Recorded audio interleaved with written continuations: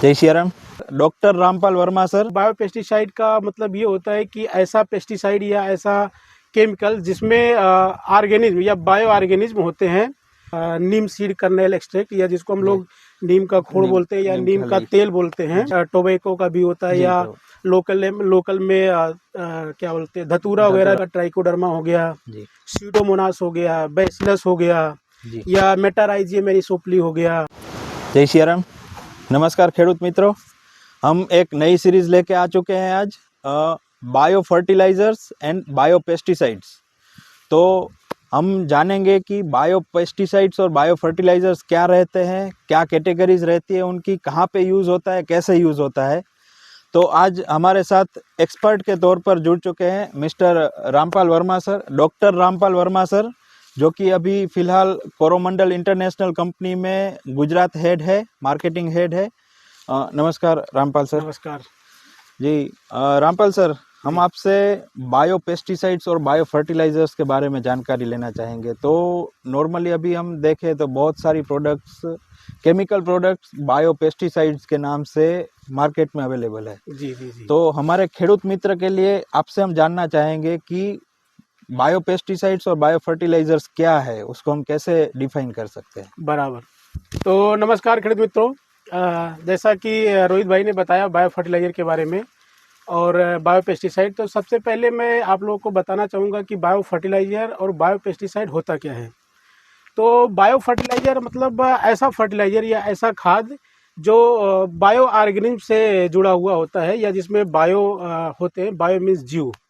जैसे कि उसका क्लासिफिकेशन की अगर मैं बात करूं तो इसमें आपका nitrogen fixing bio fertiliser, phosphate solubilising bio fertiliser, potash mobilising bio fertiliser या जिंक सॉल्युबलाइजिंग बायो फर्टिलाइजर, ऐसे या ऑर्गेनिक डिकम्पोजर होते हैं। ये बायो फर्टिलाइजर की कैटेगरी है। अब अगर मैं बात करूं बायो पेस्टिसाइड की, तो बायो पेस्टिसाइड में अपना अलग अलग कैटेगरी है। और बायो पेस्टिसाइड का मतलब ये होता है कि ऐसा पेस्टिसाइड या ऐसा केमिकल जिसमें ऑर्गेनिज्म या बायो ऑर्गेनिज्म होते हैं, तो उनको हम बायो पेस्टिसाइड करते हैं। और बायो पेस्टिसाइड की भी अपनी अलग कैटेगरी है, जिसमें से पहले आते हैं बोटेनिकल्स वाले, फिर दूसरा आते हैं बायोलॉजिकल्स, और तीसरा एक होता है कि जो हम लोग प्लांट में कोई जीन्स होते हैं बैक्टीरिया के या किसी के, तो हम प्लांट में जीन उनको इनकॉर्पोरेट करते हैं। तो ये 3 प्रकार के बायो पेस्टिसाइड की कैटेगरी है।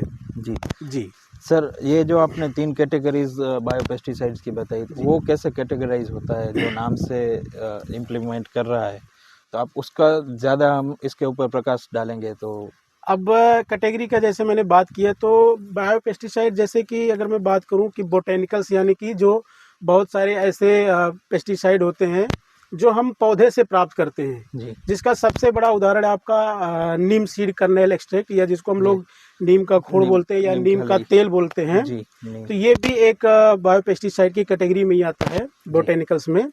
ऐसे और भी दूसरे होते हैं, जैसे टोबैको का भी होता है या लोकल में क्या बोलते हैं धतूरा वगैरह भी यूज करते हैं। या अपने कुछ हम लोग जो खुद खाते हैं, जैसे टर्मरिक हो गया।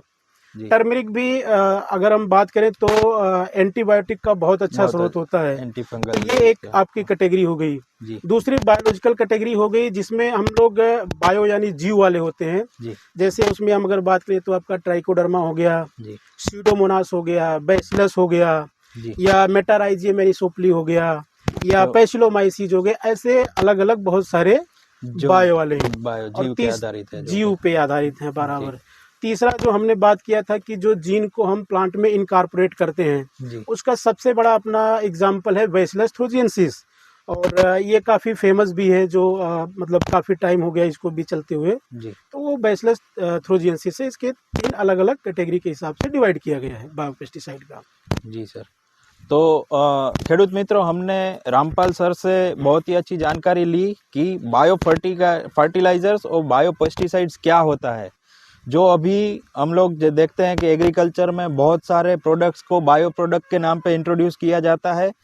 तो सर ने बहुत ही अच्छी जानकारी दी कि एक्चुअली बायो प्रोडक्ट किसे कहा जाता है, उसके क्या कैटेगरीज रहती है, वो सब हमने जाना।